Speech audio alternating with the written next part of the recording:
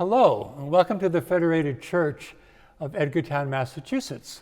My name is Peter Boak. I'm the Minister of Music and the organist here. And we're going to spend the next half hour or so looking at organs generally, and looking at this organ specifically, and looking at the organist also and what he or she does when they are playing the organ. Organs in some shape or form have been around since the 3rd century BC. This organ is from the mid to late 19th century America. It's an American-made instrument. The outside of it, the case, and some of the pipework is by a man named Goodrich, who was an organ builder in Boston in the mid to late 1800s. The innards of the organ are from another organ company known as Hook and Hastings. It was built in 1895. Hook and Hastings was also an organ builder from Boston, and by the end of the 19th century into the 20th century, they were one of the most prominent organ builders in the country. So we really have one organ inside of another organ here. So the Hook and Hastings organ is inside the Goodrich case. But like many things that have been around for a long time, this organ has been through some remodeling and some renovation and some restoration. So a lot of the pipework in it that you're going to hear and actually see a little bit later is not original to the organ. There are some pipes that are original, but what is original to the organ is all the guts, the things that make the organ work, with the exception of one thing, which is the blower, which provides air to the organ so that the pipes speak. When the organ was initially built, somebody had to stand back there and pump it while the organist played. That, of course, doesn't happen anymore. So let's take a look at what an organ is, basically. I've got here a pipe for you. This is just one organ pipe. They come in all sizes and shapes, which you'll see in a minute. But I just want you to understand that a pipe organ is basically a set of whistles.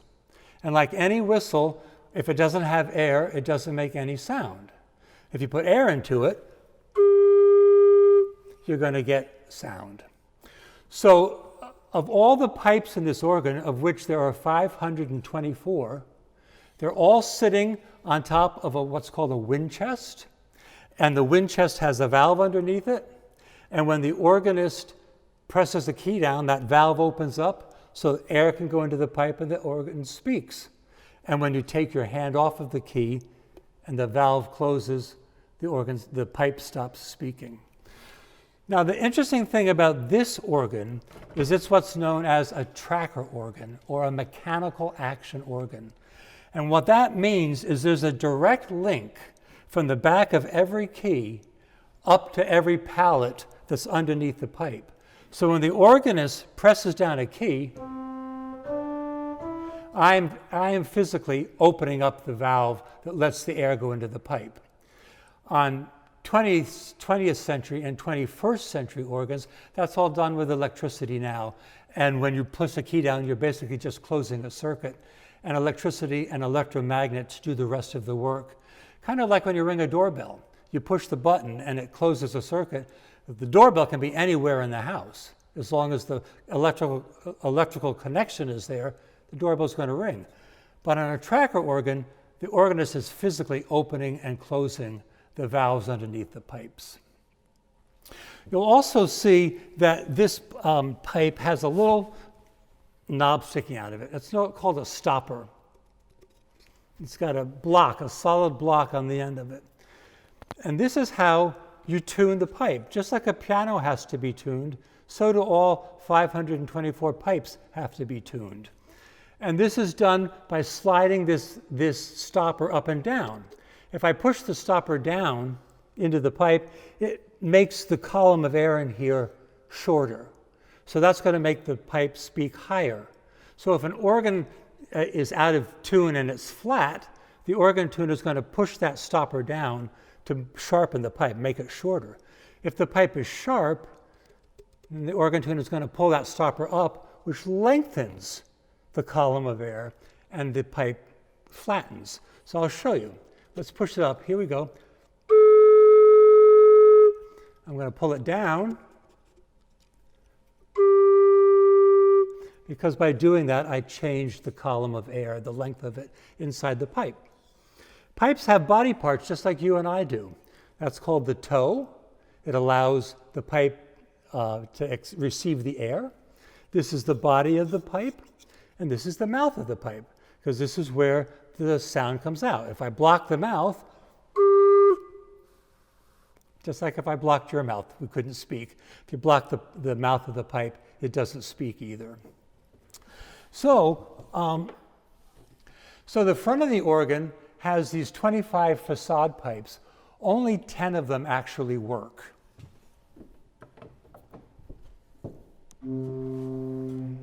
Yeah, I blocked its mouth, so it can't talk. Okay? Only 10 of these facade pipes actually speak. The rest are just for decoration and to fill out the front of the organ. The other 514 pipes are behind these facade pipes, either in the organ case, or in some cases, the pipes that are too big are down the side walls and behind the organ. This alcove goes back 9 feet, and the organ fills it up in depth. And you're going to see some of that a little bit later on. So let's talk about the sounds that the organ makes and how the organ is put together. This is the organ console. It's like command center. It's what you can do to get all the sounds that you want out of the organ. You notice that it has 2 keyboards. We call this one the swell, and I'll explain that to you in a minute. And this is called the great organ. Each organ has its own set of pipes, or own rank of pipes, that make specific sounds. So for instance, this is called a diapason, and I'm just telling you that name because it's what we consider, it's the general sound of the organ. When the diapasons are playing, it's the sound that we associate with organs. Okay? But interesting thing about organ stops is that they are designated by footage. This diapason that I just played for you is an 8-foot stop. That's what's known as a unison stop. And it means if I play middle C, it sounds just like middle C on the piano. It's the same range. It's called an 8-foot stop because my lowest pipe, I don't know if the sound will pick that up, the lowest pipe is 8 feet long. So it's an 8-foot stop. Okay? A unison stop. So when I say unison, I mean it's the same pitch that you're going to get when you play a piano. Okay? But I also have a 4-foot stop on the organ. And listen what happens. I'm not going to change middle C. Here's middle C on the 8-foot stop. Now I'm going to still play middle C, but I'm going to pull out a 4-foot stop. Listen. Because that means that low C is now only 4 feet long. So it plays an octave higher. Now, if I pull, I'm going to play middle C again, but I'm going to play at a 2-foot stop. So we go yet another octave higher. So by playing 8, 4, 2, I'm getting 3 notes for the price of 1. All right? Now, each keyboard, as I said, has its own set of stops. And I like to think of the stops on an organ like an artist's palette. The artist has his primary colors on the palette, which he or she can use to paint just that red color, but then they can mix and match to get all sorts of different colors. And that's what my stops are on the organ. That's my color palette. And I can play the stops individually, or I can mix and match them. And there's a whole set of stops here, four ranks of stops here. There's another 4 ranks of stops here. So let's just let you listen for a minute to what the principal chorus or the basic organ sounds like. So I'm going to start with just the 8-foot.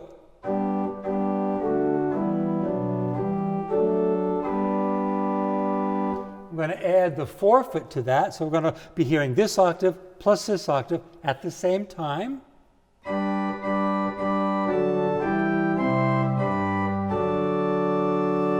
I'm going to add the 2-foot to that, So we're going to hear the unison, the octave, and the super octave, and it's going to sound like this.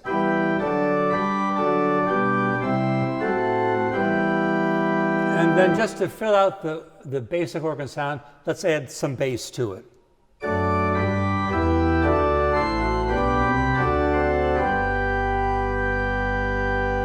So that's what's called your principal chorus of the organ. Now we're going to go up to the swell for a minute because there's some more colors up there.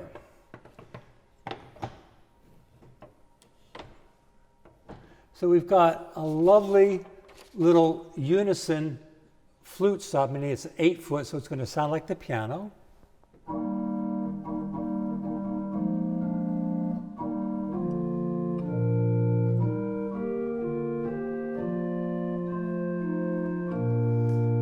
I'm going to add the 4-foot flute to that, so we're going to add an octave. I'm going to take that 4-foot off again. Now I'm going to come down to the great where I have a string. Back to the flute, back to the string. So each keyboard has its own color palette, but the neat thing is I can take the pipes up here and bring them down here. And that's why those of you who have been watching on Sunday morning have maybe noticed that when I'm playing on the bottom keyboard that the keys up here are popping up and down. That's because a neat little device called a coupler has been employed. And that coupler takes the stops from the swell down to the great. So I don't have to play like this. I can just put them all on one keyboard. Consequently, I can take the stops from the swell, I can take the stops from the great, and I can couple them down to the pedal. Okay? So here's what the whole organ sounds like as I couple it together. And then I'm going to show you, oh, you know what? I forgot something. I didn't tell you about the reed on the organ. We have a nice trumpet on the organ.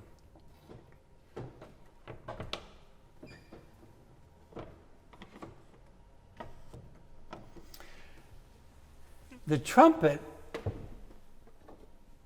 has got a toe on it, or it's called a foot, just like this pipe does, but I can take the outer casing off of it. And inside is a brass reed that actually vibrates. So just like a reed vibrates on a clarinet or a reed vibrates on an oboe, the reed stops of the organ actually have a brass reed that is beating when the pipe is sounding. So here's what our trumpet sounds like on the organ.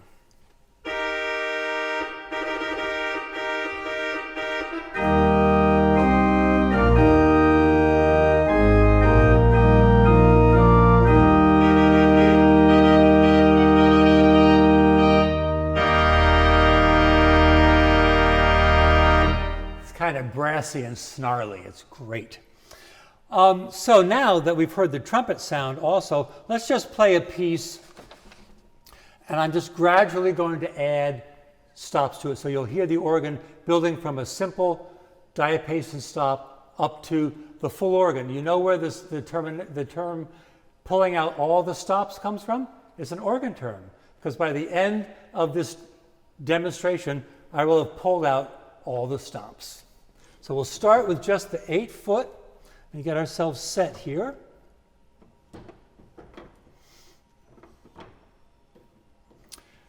All right, so we're going to start with just the 8-foot diapason.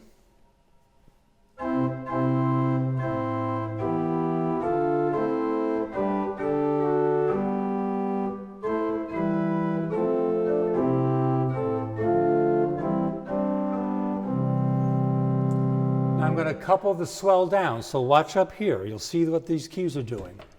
I'm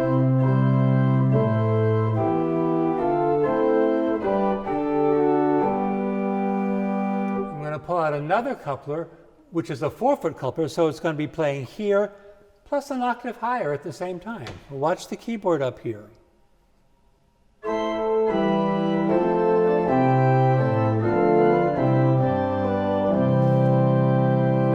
some bass.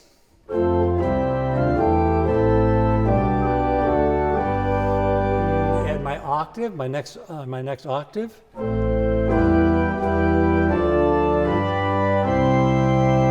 Add my 2 foot, so we're 2 octaves up there.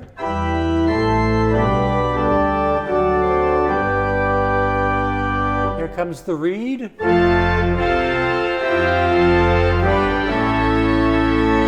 here comes the granddaddy.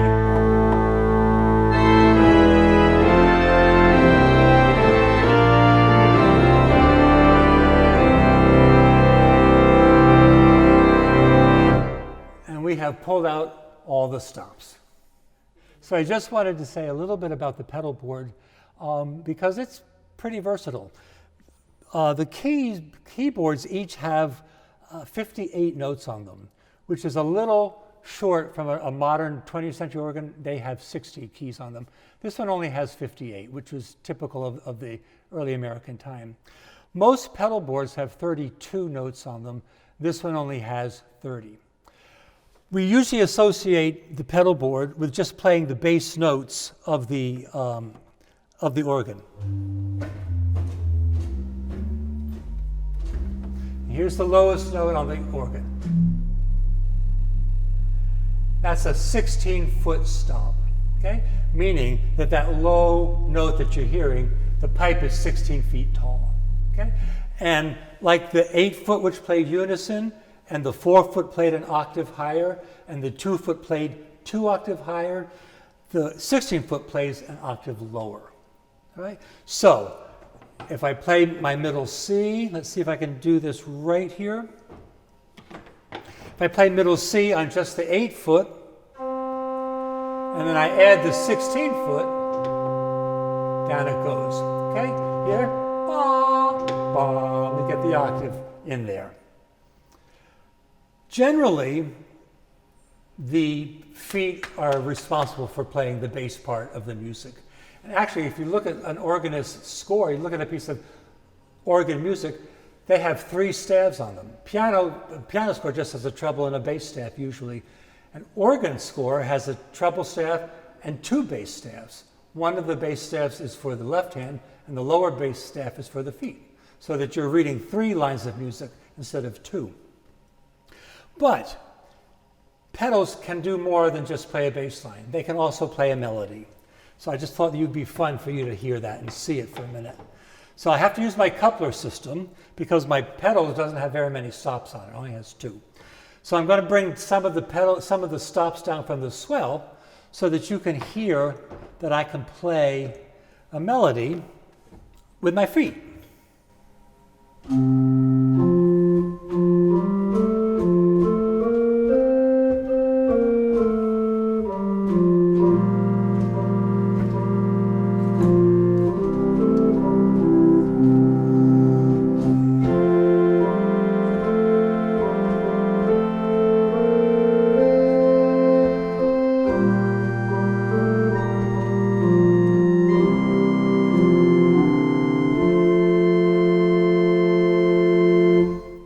Feet can do more than play just a bass line.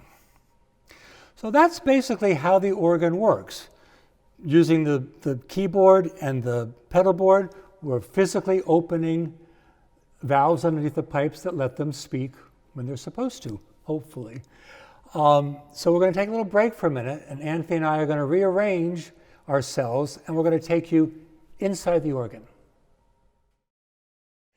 So, Anthony and I are now up on ladders, and you can see inside the organ. If you look over here, you can see the back of the facade pipes that we were talking about at the beginning of the presentation. There's 10 of them that speak and the 15 of them that are just for show. We're behind those pipes now. And these are the pipes of the great organ, or the bottom keyboard. And you can see I used the term rank from during this discussion. A rank of pipes is a set of pipes that all belong to the same family. So when we played the string pipes, this is our string rank here. And you can see it starts with the highest note and gradually moves down to the lowest note and gradually moves down to the highest note. You can see it's very distinct to see. And the reason that we have ranks is because there are 57 keys on the keyboard. We need 57 pipes that all have the same tone color. So this is the 57 pipes, this rank of the string.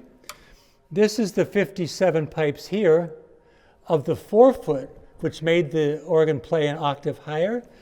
This is the rank. You can see how clear it is, starting from the lowest up to the highest. This is the 2-foot rank, which plays 2 octaves higher. And this is the low C pipe right here, and it's 2 feet long. Okay? And then the big old diapason that I showed you was just the basic sound of the organ. That's out here in the front. You can see my string pipe here, the bottom octave of it is made out of wood, and it has those stoppers in it, like I showed you at the beginning. But you can see that the pipes that are made out of metal, they're an alloy of tin and lead, and the shinier the pipe is, the more tin it has in it. The duller looking the pipe is, the more lead it has in it. They don't have stoppers in them. See, I can put this right down in the middle of it. There's no stopper there. But what they have are these little tuning collars. I think maybe you can see this one here. These pipes have tuning collars which the organ tuner can slide up and down in order to tune the pipe. It has the same effect as the stopper. By pulling it up, it lengthens the air column so that the pipe goes flat. And by pushing the stopper down, it shortens the air column so that the pipe goes sharp. Then there's another set of 4 ranks back here. And I explained to you why the top keyboard is called the swell. Here's why it's called the swell. Once these pipes are in place and the organ is voiced, meaning that the organ builder has set every pipe to the sound of the room that it's going to be in, the organ is voiced, these pipes don't get louder or softer. The volume is the volume that the organ builder set it at, unless he comes back and diddles with it. So unlike a piano, if I just barely touch a key on the keyboard, or if I pound the keyboard, the pipe does not change its sound. It's one sound only. But sometimes you might have heard that it sounds like the organ is getting louder or softer. That's because you're hearing the pipes that are back in the what we call the swell box. 4 ranks of, I just threw a pipe out of tune. Oh dear. 4 ranks, just like on the great, but they're in behind these louvered doors. See how I can open and close these? There's a pedal down on the organ that allows me to do this. And so what happens is, even though those pipes are set at a set volume, the volume of the pipes is not going to change, it sounds like the organ's getting quieter when I close the swell shades, because the little doors shut and they don't allow as much sound out into the room. This is a totally enclosed little box back there. And there's doors behind it that the organ builder can open up to get into tune. But other than that, everything is closed up. So when these swell shades are closed, very little sound gets out. And as the swell shades open up, it allows more sound to come out into the room, and it sounds like the organ pipes are getting louder and softer, and they're not. They're just being put behind doors that are getting closed, which muffles the sound. So the great organ is what's called unenclosed. The volume that you get is the volume that was set when the organ was voiced, and the only way to make it louder or softer is to add or take off stops. But with the swell, not only can you add or take off stops, you can also open and close the swell shades. It makes the organ sound like it's getting louder and softer. So I think that's it for the inside of the organ here. We're going to take another little trip and go behind the organ so you can see the largest pipes, the pipes that the pedals play. So we're on the last leg of our journey here, and we're at the very back of the organ, 9 feet into that alcove I told you about. So we're behind the great pipes, we're behind the swell box, where the swell pipes are, and we're back to where the pedal is. And the pedal is back here because it's too big, height-wise, to fit into the organ case itself. So the 2 stops that we have on the organ that are controlled by the pedal. They're both 16-foot stops, so they sound everything an octave lower than what you're playing. And there's two ways of getting around the fact that the pipes are too big to be inside the case.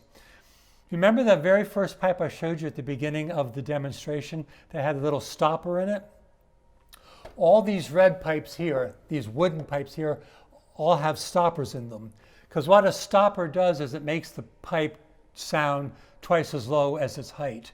So these are sound at 16 feet, but because we don't have the room for that, these are only 8-foot pipes that have a stopper in them, and that turns them into a 16-foot pipe. It's a way of saving space or making space if you don't have it.